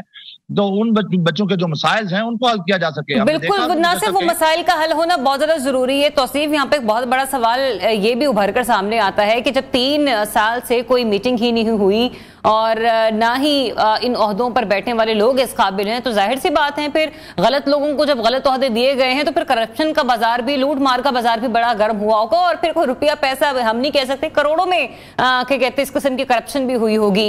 इसके बारे में डिटेल्स आपके पास क्या आ रही हैं? जी, इसमें ये एक अलमिया है कि इस वक्त जो इस्लामी यूनिवर्सिटी की रेक्टर लगाई गई हैं वो इसी मोहतरम नबी बख्श जुमानी की अहलिया बताई जाती हैं। अच्छा। और उनका खुद अपना क्राइटेरिया ये है कि लास्ट ईयर खैबर पख्तूनख्वा की पब्लिक सेक्टर यूनिवर्सिटीज के वाइस चांसलर की पोजीशन खाली थी, उन्होंने अप्लाई किया उसमें, और उनमें उनका नंबर 100 के करीब जाके आया, उनकी अपनी जो क्रीडेंशियल्स थे उसके ऊपर जो मेरिट बना उनका। और यहाँ पे बैनुल-अक़वामी इस्लामी यूनिवर्सिटी में उनको रेक्टर लगा दिया गया, ताकि वो पोजीशन में सीनियरिटी में 56वें नंबर पे थी। उनसे सीनियर लोग जो थे और जो लोग यहाँ पे क्राइटेरिया में फिक्स हो रहे थे वो तो कहीं फॉल नहीं कर रहे, और जो मनपसंद लोग हैं, जो मियाँ बीवी दोनों यहाँ पे एक्टिव हैं, डॉक्टर नबी बख्श जुमानी के हवाले से इंतहाई नाजेबा वीडियो नेशनल कौमी मीडिया चला चुका है, और वो यहाँ पे स्टूडेंट्स के साथ इंतहाई गैर अखलाकी हरकत में मुलव्वस पाए गए हैं। और डॉक्टर जो समीना मलिक हैं जो रेक्टर इस टाइम तैनात की गई हैं, वो इंतहाई जूनियर हैं, उनसे मोस्ट सीनियर लोग यहाँ पे मौजूद हैं, और उनको यहाँ पे PTI हुकूमत में ये बताई जाती हैं, साबिक MNA हैं अली नवाज अमान उनकी रिलेटिव हैं, और उनकी सिफारिश पर सदर आरिफ अलवी ने उनको जो है यहाँ पे बतौर प्रेसिडेंट लगा दिया। ये जो सियासी तैनातियां की जाती हैं इदारों में, ये इससे इदारों की कारकर्दगी न सिर्फ मुतासर होती है बल्कि इदारों का जो उनका तकद्दस है वो भी पामाल हो रहा है, वो मुतासर होकर रह गए हैं। अच्छा, बस मेरा एक लास्ट सवाल है, मुख्तसर से जवाब दीजिएगा ताकि मैं आगे भी जरा बढ़ सकूं। एक तो ये कि जब ये सामने आ चुका है चीफ जस्टिस साहब के, तो इस किस्म के केसेस में जब कार्रवाइयां होती हैं और कानूनी चाराजोई होती है, तो हमें माजी की निस्बत अगर हम देखें तो किस किस्म के फैसले सामने आए हैं, ताकि जरा हम लोग भी अपने व्यूअर्स को ये बता सके कि अगर आप इस किस्म की मनपसंद भर्तियां करते हैं और मेरिट पर नहीं होते तो कानून ऐसे हरकत में आता है? जी, हमें ये समझना पड़ेगा कि गुज़श्ता तकरीबन 1.5 से 2 साल से नेशनल मीडिया सैकड़ों के हिसाब से यहाँ पे जो बेकायदगियां हैं उनकी निशानदेही कर चुका है, लेकिन ये टच से मस नहीं हो रहे। अब यूनिवर्सिटी का जो अपना सबसे हाई लेवल फोरम है उसे BOT कहते हैं, वो 3 साल से मुनक्कद नहीं हुई थी, और अभी लास्ट टाइम जो प्रेसिडेंट ऑफ पाकिस्तान है उन्होंने 30 नवंबर को इस यूनिवर्सिटी की BOT की मीटिंग कॉल की थी। अब जो रेक्टर इस्लामी यूनिवर्सिटी है उन्होंने, चूंकि चीफ जस्टिस ने डॉक्टर नबी बख्श जुमानी की तैनाती पे सवाल उठाए, अब चूंकि उनकी मिसेज यहाँ पे रेक्टर है और वो जानबूझ के ये जो शेड्यूल मीटिंग है जो 30 नवंबर को होने जा रही थी, वो इस शेड्यूल मीटिंग को डिले करने की कोशिश में लगी हुई है, और उन्होंने एक लेटर लिखा है प्रेसिडेंट ऑफ पाकिस्तान को कि हम ये चाहते हैं कि ये जो BOT की मीटिंग है जो नॉर्मली ईवान सदर में होती है, जिसको चेयर प्रेसिडेंट पाकिस्तान करते हैं। अब डायरेक्टर कह रही है कि ये मीटिंग इस दफा की ठीक है, तो बीओटी की मीटिंग हो जाना बहुत ज्यादा जरूरी है, जिसे प्रेसिडेंट ऑफ पाकिस्तान चेयर करते हैं, लेकिन अनफॉर्चुनेटली ये बोर्ड ऑफ ट्रस्टीज की जो मीटिंग है वो नहीं कॉल हो पाई है। गुज़श्ता 3 सालों से ये बहुत बड़ा अलमिया है। सियासी पुष्पनाही भी कुछ जगहों पे नजर आ रही है, जो कि बहुत बड़ा सवालिया निशान है। लेकिन अनफॉर्चुनेटली हम लोग इस तरह के केसेस हाईलाइट जरूर करते हैं, लेकिन कुछ होता नहीं है। लेकिन बहरहाल चूंकि सुप्रीम कोर्ट ऑफ पाकिस्तान खुद इन खदशात का इजहार कर चुके थे और जब रिपोर्ट उनके पास पहुंची है तो उनके खदशात दुरुस्त साबित हुए हैं, तो वी जस्ट होप कि हमें इस सिलसिले में कोई ना कोई बेहतर कानूनी चाराजोई होती हुई नजर आएगी। नहीं, आगे बढ़ते हैं, कुछ फाइनेंशियल मैटर्स हैं वो डिस्कस कर लेते हैं। आपने अपना और मेरे घर का बजट हम लोगों ने डिस्कस नहीं करना, जो इकोनॉमी का पहिया है उसको हम डिस्कस करेंगे कि जो मुल्क का हमारा बजट है उसकी स्टैंडिंग कहां पर है। इस वक्त मौशी बहरान से निपटने के लिए 7 दिहाइयों से बैरूनी कर्जों पर इन्हिसार किया जाता रहा है, जिसके बाद हमने देखा कि कौम पर कर्जों का बोझ बढ़ता गया और इसके नतीजे में मौशी मुश्किलात में कमी के बजाय इजाफा होता रहा। लेकिन कौमी तारीख में पहली बार, ये बड़ी इंटरेस्टिंग डिस्कशन में आपसे करने जा रही हूं, with for the very first time खुसूसी सरमायाकारी सहूलत काउंसिल की शक्ल में कर्जों की बजाय मुल्क में बड़े पैमाने पर बैरूनी सरमायाकारी लाने की हिकमत अमली अपनाई गई है। अब care taker prime minister Anwarul हक काकर साहब ये बता रहे हैं कि अगले चंद हफ्तों में कई ममालिक के साथ मफाहमती यादाश्तों पर दस्तखत हो जाएंगे, जिसके नतीजे में मादनियात, IT, ज़राअत और दीगर शोबों में अरबों डॉलर की सरमायाकारी पाकिस्तान में आएगी। रवा माली साल और अगले माली साल के दौरान पाकिस्तान के बैरूनी कर्जों की जो तलब है वो 124 अरब डॉलर रहने का तखमीना लगाया गया है, जो कि गुज़िश्ता जो कहते हैं तखमीना था उससे 8 अरब डॉलर कम है। इधर पाकिस्तानी हुकाम ये बता रहे हैं कि जो तारिकीन वतन की वापसी है उससे पाकिस्तानी मईशत पर मुस्बत असरात मुरतब हो रहे हैं। Very good. पाकिस्तान में गैर कानूनी मुकीम गैर मुल्कियों की वतन वापसी का सिलसिला जारी है और अब तक तकरीबन 2.5 लाख अफगान शहरी वतन वापस जा चुके हैं। अच्छा, आप लोगों को लग रहा होगा कि एक पॉलिटिकल लाइन है जो कि जरिए आपने इंफॉर्मेशन हमारे तक पास ऑन की है, लेकिन अफगानी बाशिंदों का जाना और ऐसे में डॉलर का मुस्तहकम होना, इनका तालमेल आपस में किस हद तक जुड़ा हुआ है, इस पर भी हम लोग बात करेंगे। हमें ज्वाइन कर रहे हैं माहिर मुइशत एहसन मलिक साहब। अस्सलाम वालेकुम and very good morning Ehsan Malik साहब। सबसे पहले तो जरा लोगों की मॉर्निंग को अच्छा करते हैं, मैं सवाल कुछ यहां से स्टार्ट करना चाह रही हूं। ये जो कहा गया है खुसूसी सरमायाकारी की सहूलत, इससे कर्जों के बजाय मुल्क में बड़े पैमाने पर बैरूनी सरमायाकारी लाने की हिकमत अमली जो है वो अपनाई गई है। ये खुसूसी सरमायाकारी सहूलत काउंसिल ये होती क्या है, ये कैसे काम करती है और किन ममालिक की मिसाल आप हमें देंगे कि जिससे हम लोग ये अंदाजा लगा सकें कि अच्छा अगर ये स्ट्रेटेजी पाकिस्तान में अपनाई जाती है तो हमारे लिए भी विन विन सिचुएशन होगी। बिस्मिल्लाहिर्रहमानिर्रहीम। ज़रियाब SIFC जो है स्पेशल इन्वेस्टमेंट फैसिलिटेशन काउंसिल, ये मैं समझता हूँ जना आसिम मुनीर साहब का एक बहुत एहसन और मुस्बत इकदाम है। अच्छा। इसमें इनिशियली तो पहले 4 कंपोनेंट डाले गए, जिसमें डिफेंस प्रोडक्शन थी, सेकंड पे मिनरल्स, एग्रीकल्चर एंड IT। अब इसमें जो ज्यादा फोकस किया जा रहा है वो है एग्रीकल्चर को, क्योंकि एग्रीकल्चर में आपके जो गल्फ के कंट्रीज हैं और वो उसमें बहुत ज्यादा इंटरेस्ट ले रहे थे और उसमें हम काफी चीजें बेहतरी लेकर आ सकते हैं अपनी एक्सपोर्ट बढ़ाने के लिहाज से। तो उसमें जो प्रोसेस है उसका वो स्टार्ट हो चुका है, लैंड एक्वायर होके डिलीवर होना शुरू हो गई है। बल्कि उसमें हमारे पाकिस्तान के जो बड़े बड़े ग्रुप्स हैं like Fatima fertiliser and Engro, इन लोगों ने भी पार्टिसिपेट करना शुरू किया है। तो अब बात यह है, मैं ये समझता हूं कि मैंने पहले भी 1-2 दफा जगह पे कहा है कि आप जिस जगह पर थे आपको अपनी राइट डायरेक्शन का तयन करना था, और मैं ये समझता हूं जना आसिम मुनीर साहब ने दुरुस्त सिमत का तयन कर लिया है कि हमें कर्जे नहीं चाहिए, हमें इन्वेस्टमेंट चाहिए और हमें बिजनेस ट्रेड करनी है। बेसिकली यही फॉर्मूला इंडिया ने अप्लाई किया था।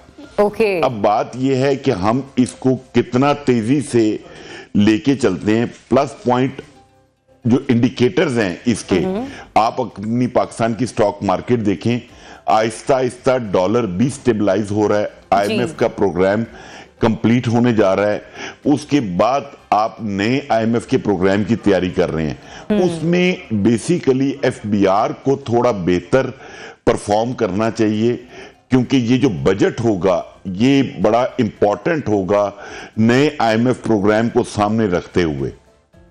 आपको लग रहा है कि नया IMF प्रोग्राम जो हम लेने के लिए जा रहे हैं उसमें हमें खासी हद तक कामयाबी नजर आएगी और उसकी जो तैयारियां हुकूमत की तरफ से नजर आ रही हैं रिपोर्ट पेश करने के पॉइंट ऑफ व्यू से, ये मराहिल, ये स्टेप्स अभी मजीद कितना और लेना बाकी है? दूसरा, मैं आपने जो कहा ना कि डॉलर भी मुस्तहकम होता हुआ नजर आ रहा है आगे चलकर, क्या इसकी वजह ये भी है कि स्टेट बैंक की जानिब से ओपन मार्केट से डॉलर की खरीदारी, जिसकी वजह से बैरूनी कर्जों की तलब में भी हमें कमी देखने में, और फिर जैसे कि मैंने कहा ना कि अफगानिस्तानी बाशिंदे जो हैं वो अपने वतन वापस जा रहे हैं, तो वो भी इसकी एक मेन कोर रीजन हो सकती है?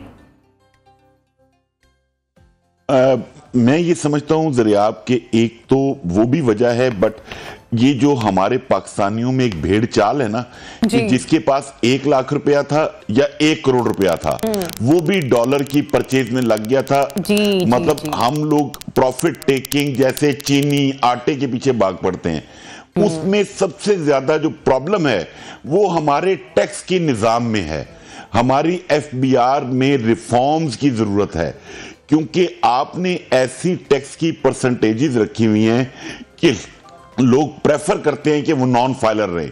बट अभी रिसेंटली FBR ने अनाउंस किया, ये इंटरिम गवर्नमेंट ने, कि वो सख्ती करने जा रहे हैं, सिम में बंद कर देंगे, बिजली के कनेक्शन बंद कर देंगे। बट मैं ये समझता हूं कि आप डंडे के जोर पे लोगों को फाइलर नहीं बना सकते, अपना टैक्स नेट नहीं बढ़ा सकते। आपको फाइलर्स को इतनी मराद देनी है कि लोग अट्रैक्ट होके फाइलर बने। अगर आप ये डंडे वाला काम करेंगे तो लोग बिल्कुल, मुझे नहीं उम्मीद कि इससे आप अपना टैक्स नेट बढ़ा लेंगे। ठीक है, तो जब आप टैक्स की बात कर रहे हैं और आप ये कह रहे हैं ना कि फाइलर को आपने मराद देनी है, ना कि ये कि मजीद उसकी ईट शिकंजा तेज कर देना है, तो हमारे उन ओवरसीज पाकिस्तानियों का क्या है जो कि अपना जो सरमाया है वो सिक्योर करने की कोशिश करते हैं रियल एस्टेट सेक्टर में, लेकिन IMF की तरफ से जो चंद शराइत सामने आ रही हैं वो ये कह रहे हैं कि आप रियल एस्टेट सेक्टर को और एग्रीकल्चर सेक्टर को दोनों को टैक्स नेट में लेकर आए, तो आपको नहीं लगता आगे चलकर मजीद ओवरसीज पाकिस्तानियों के लिए मुश्किलात बढ़ जाएंगी? एक ही उनके पास अपॉर्चुनिटी है टैक्स नेट में उनको लाने के हवाले से जो ये सामने आ रहा है IMF का फैसला, ये एक तजवीज कह लीजिए इसे। ज़रियाब में ये पहले भी 1-2 जगहों पे कहा है टीवी टॉक शोज में। अनफॉर्चुनेटली इस पे हमारे मीडिया ने थोड़ा सा नेगेटिव रोल प्ले किया।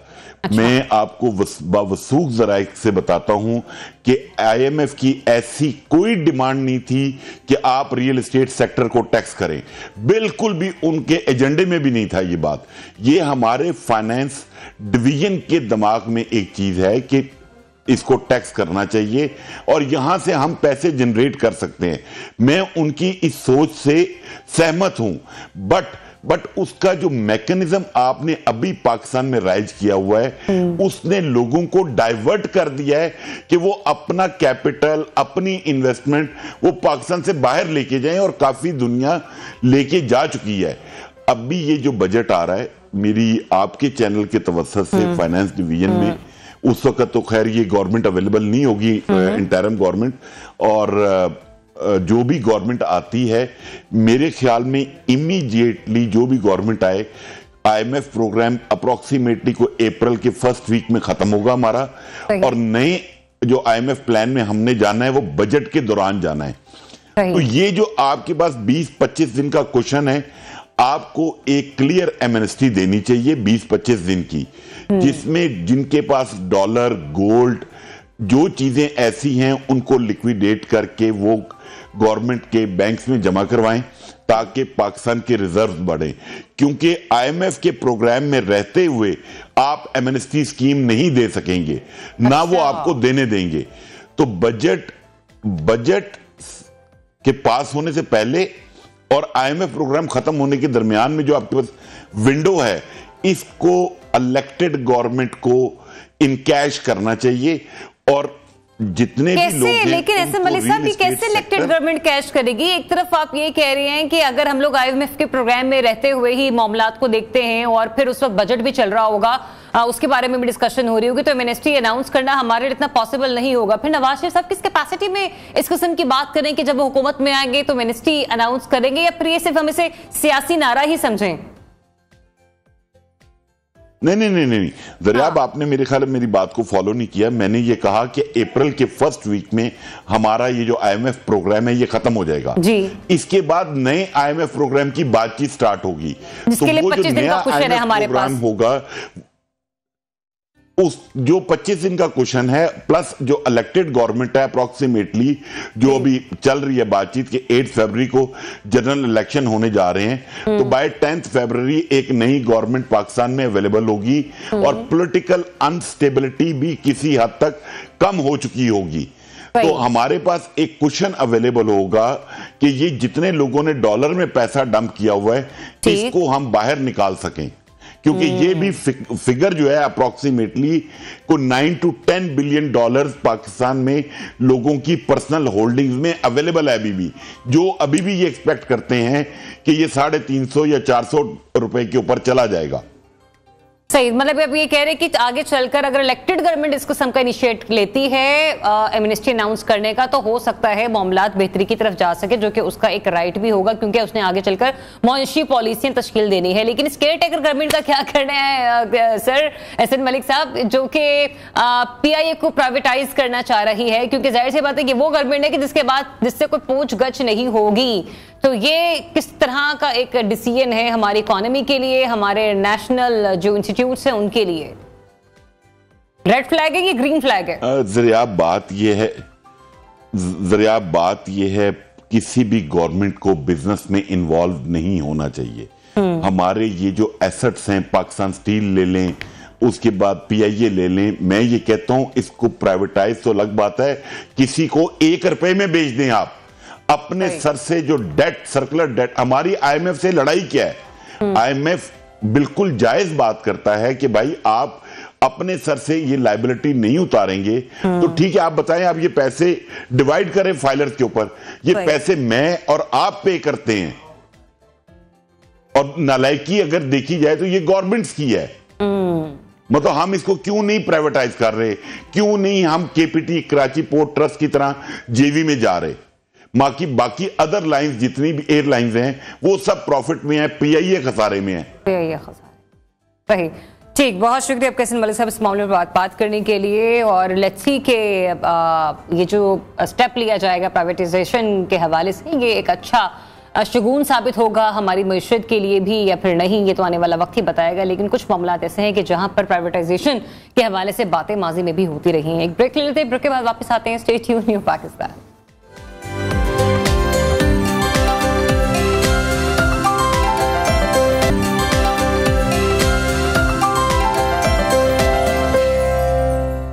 वेलकम बैक वंस अगेन जनाब, आप देख रहे न्यू पाकिस्तान, और न्यू पाकिस्तान में आज तो जनाब मैं ही आपके साथ ही एक सोफे पर, लेकिन अब एक ऐसा मेहमान हमें ज्वाइन कर चुका है जिससे अक्सर आपकी मुलाकात तो हो गई होगी सोशल मीडिया पर, लेकिन आज हम आपकी मुलाकात करवाएंगे न्यू पाकिस्तान के प्लेटफॉर्म से। तो क्योंकि कुछ बच्चे ऐसे होते हैं जिनकी जहानत का अंदाजा उनके बचपन से ही लगा लिया जाता है, और फिर जब हम उन्हें देखते हैं तो वो हमें कम उम्र तरीन असातिज़ा की फहरिस्त में नजर आते हैं। और एक बहुत ही छोटा जिसको देखने के बाद मैं भी थोड़ी सी परेशान हो गई थी कि हैं अच्छा रियली, तो मतलब आप जब छोटी उम्र में हो और अपने से बड़े लोगों को पढ़ाना शुरू कर दें उम्र में, तो हम कहते हैं कि यार ये छोटा उस्ताद है। लेकिन ये छोटा उस्ताद क्या कुछ कमाल कर सकता है, उससे भी हमने अब आपको इंट्रोड्यूस करवाना है। हसनैन की मैं बात कर रही हूँ, जिनके विजुअल्स आप अभी इस वक्त हमारे टेलीविजन स्क्रीन पर भी देखते हैं और डिफरेंट प्रोग्राम्स में भी आप उन्हें देख चुके होंगे, लेकिन आज न्यू पाकिस्तान के वो मेहमान बने हैं। उन्हें वेलकम करते हैं। अस्सलाम वालेकुम and very good morning Hasnain, कैसे हो आप? अल्हम्दुलिल्लाह। हसनैन, इतनी छोटी उम्र में बड़े बड़े लोगों का टीचर बन जाना, वहाँ पर एक उस्ताद का रोब रखना, कैसा फील होता है? अच्छा फील होता है, फ़ख्र होता है अपनी जर्नी को देखना, क्योंकि मैं 3 साल की उम्र से काम कर रहा हूँ and I am currently 10 and it feels pride, I feel pride. Definitely it is. खुशी मुझे महसूस होती है जब मैं अपनी जर्नी को देखता हूँ कि किस तरह मैंने एक स्मॉल पॉइंट से शुरू लिया and how I became what I am today. अच्छा, रिसेंटली आपने साल्टा का सर्टिफिकेट भी हासिल किया है, मुझे ये बताइएगा कि ये साल्टा सर्टिफिकेट है क्या, ये क्या नॉलेज है, ये क्या एजुकेशन है, इस पे आप लोगों को कैसे गाइड करोगे? जी बिल्कुल, मैंने सेल्टा और डेल्टा, जी बिल्कुल, डेल्टा, मैंने ये दोनों कोर्सेज किए हैं। CELTA and Delta, right. CELTA stands for certificate in English language teaching to adults, ये मैंने ब्रिटिश काउंसिल से इंटरनेशनली मैंने ऑनलाइन किया है। साथ ही साथ Delta diploma in English language teaching to amateurs, जो कि बच्चों के लिए। So by doing both of them I am capable कि मैं किसी भी बच्चे को, किसी भी बूढ़े को, किसी भी एज ग्रुप के बंदे को मैं इंग्लिश लैंग्वेज टीच कर सकता हूँ। फिर मेरी अपनी स्पेशलाइजेशन है विच इज़ इन स्पीकिंग, और फिर स्पीकिंग के अंदर स्पेशलिटी या प्रोनाउंसिएशन और एक्सेंट्स की मेरी। बहुत ज़बरदस्त। अच्छा, ये वैसे बड़ी अजीब सी बात है कि जो सेल्टा और डेल्टा हमें पता नहीं है, वो माशाल्लाह छोटी सी उम्र में सर्टिफिकेट्स भी हासिल कर चुकी है। मुझे ये बताओ, जब आप लोगों को इंग्लिश क्लासेस दे रहे होते प्रोनाउंसिएशन के हवाले से, एक्सेंट के हवाले से, तो आपको पाकिस्तानी कम्युनिटी में लोगों के एक्सेंट में कहाँ पे प्रॉब्लम नज़र आ रही है? मैं तो ओवरऑल मैंने फुल काम किया है on everything, but as my speciality is it, so basically लोग अपने जो डायलेक्ट है उसको मर्ज करते हैं एक्सेंट से। Accent is different than dialect. Dialect अब जो है, फॉर एग्जांपल हमारे पश्तून लोगों का डायलेक्ट अलग होता है। एक है पाकिस्तानी एक्सेंट, एक है पश्तून लोगों की एक्सेंट, एक है पंजाबियों की एक्सेंट। तो डायलेक्ट, अब हम पंजाबियों के, पश्तून लोगों के एक्सेंट्स नहीं बोलते, हम इसे डायलेक्ट बोलते हैं। so, सबसे पहले ये जो डिफरेंस है। सेकेंडली, जो बेसिकली असली इंग्लिश है, it was from Americans and British man तो और ऑस्ट्रेलियंस। तो ये तीन जो है एक्चुअल एक्सेंट्स है। ये जो बाकी के Indian accent, Pakistani accent, Russian accent भी एक एक्सेंट है, Australian, Italian, all of these are accents. पर जो मेजर 3 एक्सेंट्स है that are actually spoke in the world are British, American and Australian. मुझे खुद ब्रिटिश बहुत ज़्यादा पसंद है क्योंकि British men talk with the front of their mouth, and British is also romantic and slightly we can say easy language, it flows, while Americans use hard and harsh language. अच्छा, ये कहा जाता है, मैंने सुना भी है कि अगर आपने फ्लुएंट होना है, आपने अपनी वोकेबुलरी को इम्प्रूव करना है, तो उसके लिए बहुत बेहतर होता है कि अगर आप कुछ इंग्लिश सीरीज देखें, आप नेटफ्लिक्स पे कुछ अच्छी डॉक्यूमेंट्रीज को सुनिए, और ये कुछ ब्रिटिश ड्रामास भी आते हैं, वो जो आपने कहा ना कि वो वोकल का काम नहीं है, वो आपके जॉ लाइन का काम है, जहां से आपने बातचीत करनी है। ऐसा पॉसिबल होता है? जो लोग सजेशन देते हुए आते हैं नजर, ये काम करती है ये चीजें? जी बिल्कुल काम करता है। My personal preference would be कि आप इस्लामिक डिफरेंट शोज देखें, आप डिफरेंट डॉक्यूमेंट्रीज देखें, but if you are not interested in that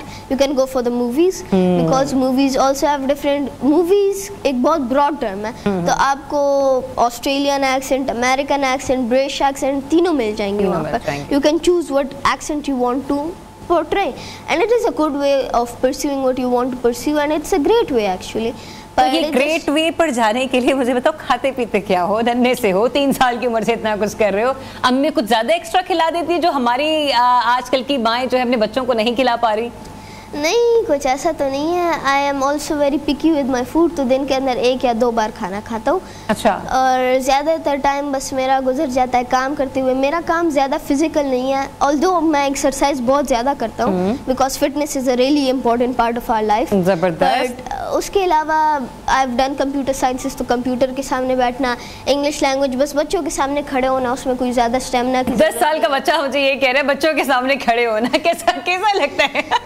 अगर देखा जाए तो स्टूडेंट अगर जितना भी बड़ा हो जाए, अगर वो आपसे बड़ा हो, हाँ इज्जत अलग बात है कि आप उसे कहें कि सर आप यहाँ से उधर हो जाए, क्योंकि वो एज डिफरेंस है, बट आफ्टर ऑल वो आपको एक बच्चे की तरह, वो जो ग्रोथ आप देखते हैं, आपको प्राइड फील होता है कि मेरे students, you feel as if you are a parent. आपको वो पेरेंटल फीलिंग आती है कि मेरे स्टूडेंट्स, मेरे बच्चे, मेरे जो क्लास के बच्चे हैं वो सारे इंग्लिश सीख रहे हैं। यू फील प्राइड अपॉन, क्योंकि ये जो हम सिखा रहे हैं, हम लोग इसलिए नहीं सिखा रहे होते, अपनी पर्सनल सेटिस्फैक्शन के लिए भी सिखा रहे होते हैं, क्योंकि जब हम लोग देखते हैं हमें प्राइड होता है, क्योंकि ये बच्चे जो हम जिनको सिखा रहे हैं ये एक प्रोडक्ट होते हैं हमारे लिए। अगर वो हमसे बड़े हो, छोटे हो, अगर हम इज्जत करें या ना करें, still teacher has that one space in their heart for their students.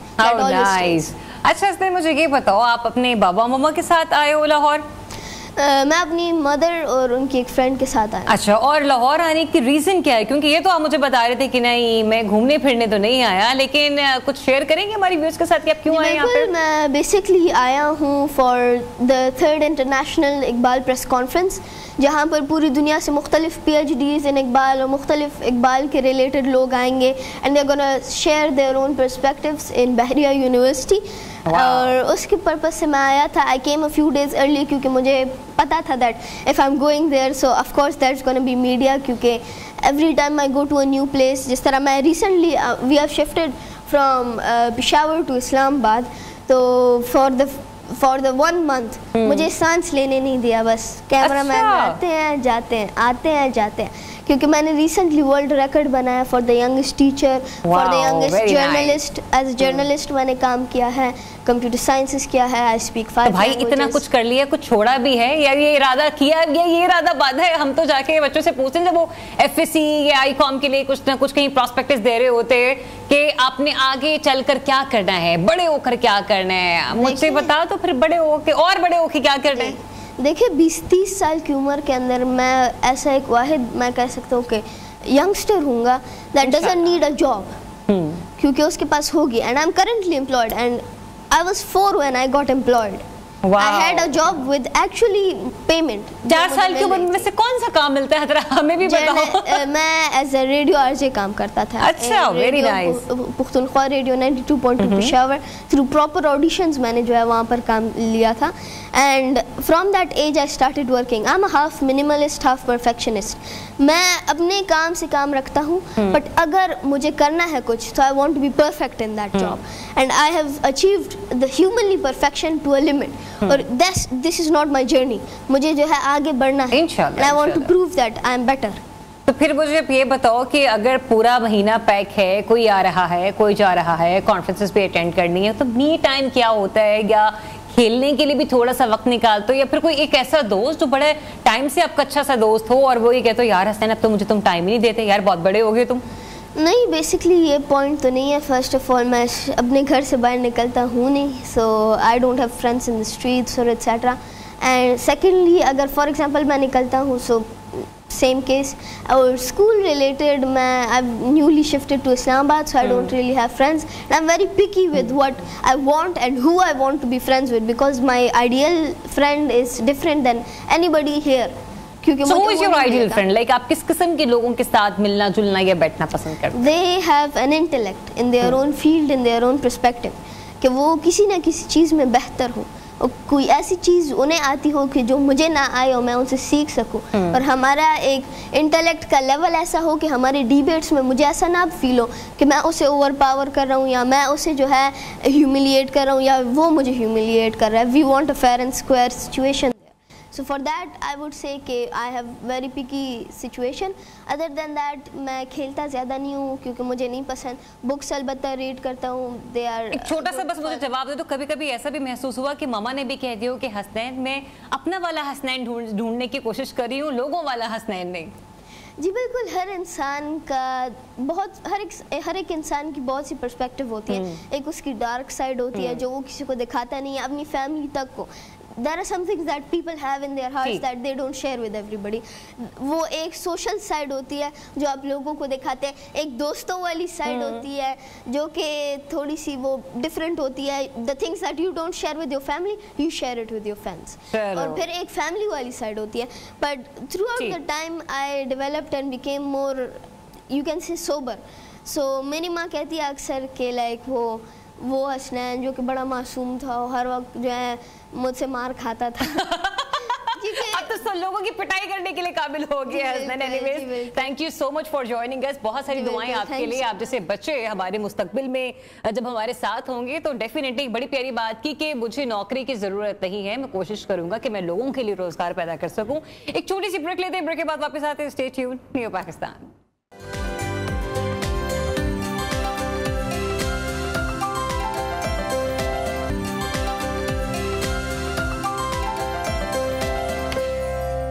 Ji welcome back once again जनाब. आप देख रहे हैं न्यू पाकिस्तान और न्यू पाकिस्तान की जो हमारी टीम है वो आपको गुलाबी आंखें नहीं सुनाएगी, आज गुलाबी झील दिखाएगी. ठीक है, हम आपको लेके चल रहे हैं अमेरिका और वहाँ की एक स्टेट है हवाई. वहाँ पर एक पॉन्ड हम आपको दिखा रहे हैं। एक तालाब है जिसका रंग अचानक गुलाबी होने पर लोग खासे हमें हैरान नजर आए। सोशल मीडिया पर अभी जो तालाब की वीडियो है वो भी बड़ी जबरदस्त तरीके से वायरल हो रही है और अपने इस गैर मामूली गुलाबी रंगत की वजह से ये तालाब दुनिया भर में तवज्जो जो है वो इकट्ठी कर रहा है, समेटता हुआ हमें नजर आ रहा है। अच्छा, मजे की आपको एक बात बताऊं कि मावी के रहायशी ये कहते हैं कि उन्होंने कुछ रोज पहले ये देखा कि ये जो तालाब है एक गैर मामूली गुलाबी और जामनी रंग में तब्दील हो गया है और ये देखकर वो खासे हैरान भी नजर आए हैं। लेकिन लेट्स सी कि ये जो सिचुएशन है तालाब की वो किस हद तक हमें इसी तरह से पर्पल और पिंक नजर आएगी।